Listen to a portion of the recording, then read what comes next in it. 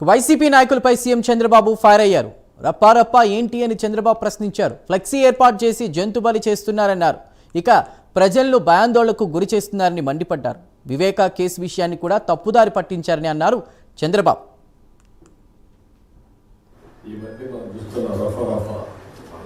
నాకు అర్థం కాలేదు. రఫరఫాలు ఆడిస్తానని ఇంకొక పక్క నేను చూస్తున్నాను కొన్ని దిక్కల్లో ఒక పోస్టర్ పెట్టి ఆ పోస్టర్లో జన్మదినం జరుపుకోవచ్చు, మనసుల్లో ఉండి రావాలి, జరుపుకుంటే నాకేం అబ్జెక్షన్ లేదు. అదే సమయంలో ఆ ఫ్లెక్సీ దగ్గర నిషేధమైనటువంటి జంతు బలి చేసి ఆ జంతువును పైకి తీసి బ్లడ్ చల్లడం అంటే సమాజాన్ని భయభ్రాంతులు చేయాలనుకుంటున్నారు. ఆ రోజు కూడా మీరు పోలీసు వ్యవస్థ గుర్తుపెట్టుకోవాల్సింది, నేను ఏదైతే వివేకానంద రెడ్డి గారిని చంపినప్పుడు బయట ప్రపంచాన్ని నమ్మించారు హార్ట్ అటాక్ అని. అందరూ నమ్మాం. నమ్మితే 2 రోజులకు నెక్స్ట్ ఈవినింగ్ నెక్స్ట్ మార్నింగ్కి రివర్స్ చేశారు.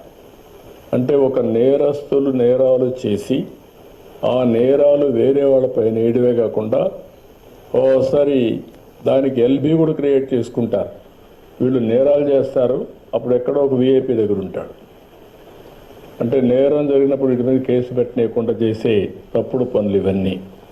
అవన్నీ వాళ్ళు ఎన్ని చేసినా మీరు ఒక్కటే గుర్తుపెట్టుకోవాలి, దొంగతనం చేసేవాడు కానీ, నేరాలు చేసేవాడు కానీ, ఘోరాలు చేసేవాడు కానీ ఎవిడెన్స్ లేకుండా తప్పించుకోలేడు. వాడు మనకంటే ఇంటెలిజెంట్ అయితే వాడు చేసి తప్పించుకుంటాడు. వాడికంటే మనం ఇంటెలిజెంట్ అయితే అక్కడనే పట్టుకొని ఇనిషియల్ స్టేజ్లోనే అరికట్టే పరిస్థితి వస్తుంది.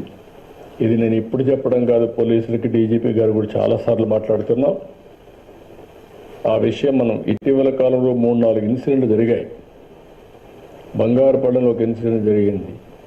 గుంటూరులో వాళ్ళ వెహికల్ కింద ఒక అతన్ని వేసి తొక్కించేసి వారుగా వారేసిపోతే తర్వాత అంబులెన్స్లో వీళ్ళు వేసిపోయి ప్రాణం కాపాడలేకపోతే మళ్ళీ వాళ్ళ బంధువులు పిలిపించి పోలీసులే అంబులెన్స్లో పెట్టి అంబులెన్స్ చంపేశారని చెప్పి నేరం మన మీద వేసే పరిస్థితికి వచ్చారు.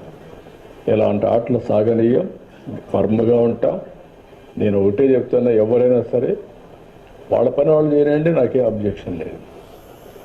వాళ్ళ పని కాకుండా ఇష్టానుసారంగా చేసి ఈ ప్రభుత్వం అసమర్థత చేతగాదు అని బ్లేమ్ చేస్తే మాత్రం ఎవరిని వదిలిపెట్టే పరిస్థితి లేదు. పోలీసులు డ్యూటీ పోలీసులు చేస్తారు. ఎవరైనా సరే ఒక పద్ధతి ప్రకారం ఉండాల్సిన అవసరం ఉందని చెప్పి కూడా మరొకసారి పోలీసులందరికీ విజ్ఞప్తి. రాష్ట్రం మొత్తం పోలీసు